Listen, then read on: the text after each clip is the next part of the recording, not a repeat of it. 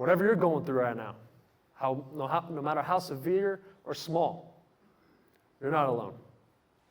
The second one is that people cared. People actually cared about me. They invested and poured into my life. Because I didn't really feel like I had that at my old high school. Third is that I found a safe place. And I challenge you guys, whatever your safe place is, lean into it, leverage it, and never let it go. Man, maybe it's your professor's office hours. Maybe it's your dorm room or apartment, your fraternity, McHale Center, whatever. Maybe it's not even a building. Maybe it's a state of mind. But lean into that safe place, because that was this for me. Accountability was another one. And my willingness to accept an individual of influence and somebody above me to pour and invest into my life and hold me accountable in the steps that I was taking in improving my life. The last one was vulnerability. Learning to share openly about my thoughts, my feelings, emotions, circumstances with those around me. And eventually I was able to get through this experience, those 12 months, wrapped up the following October of 2011. And I graduated.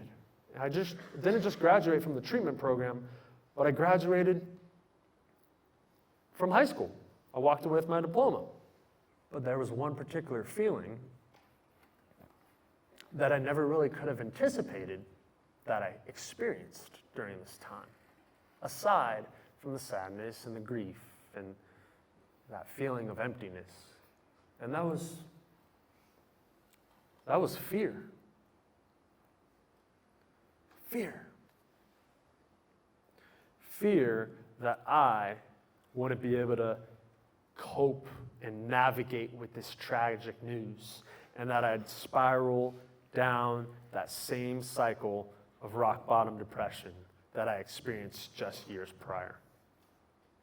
So here I am dealing with the normal feelings in a tragedy like that of sadness and grief and loss and shock, and then an added just punch in the gut of fear.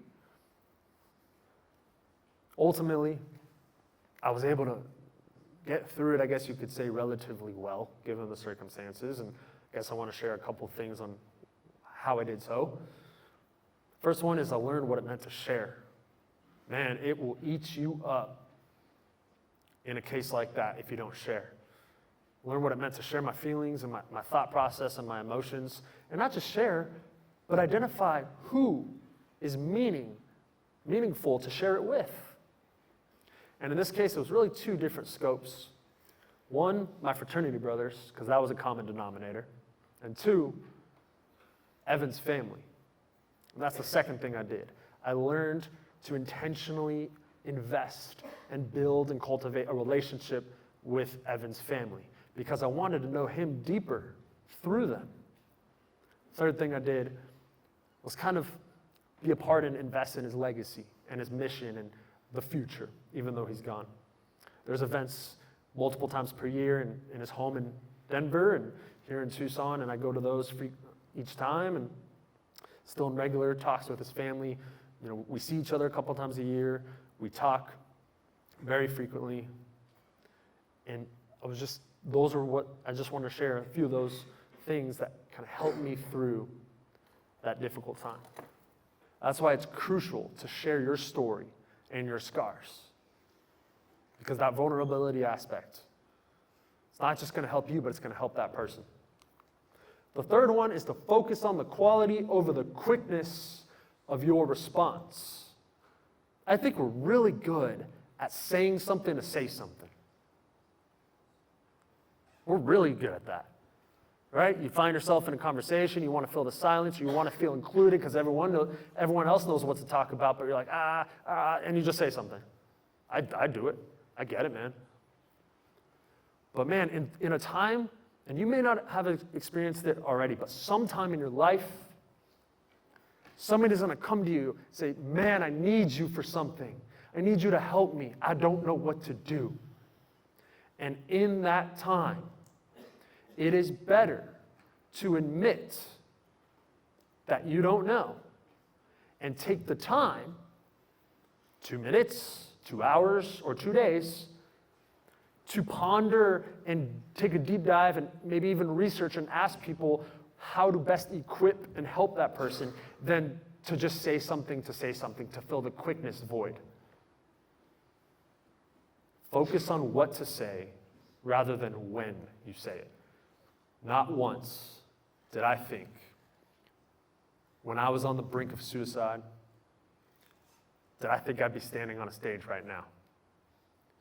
Or when I was in that treatment center, or going through my depression, or even some of the other challenges I've had in my life. And so to you all, I challenge you to accept your burdens of your past and even what you're struggling in the present.